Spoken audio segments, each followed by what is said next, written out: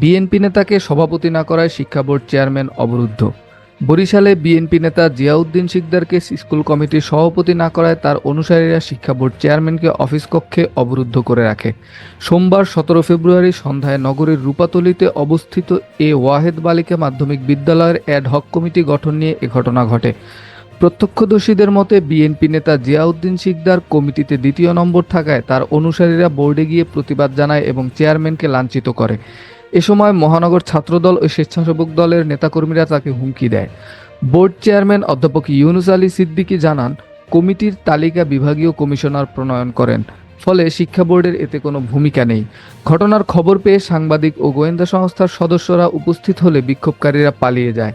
তবে বিএনপি নেতা জিয়াউদ্দিন শিকদার দাবি করেন তিনি ঢাকায় ছিলেন এবং এ ঘটনার সঙ্গে তার কোনো সম্পৃক্ততা নেই।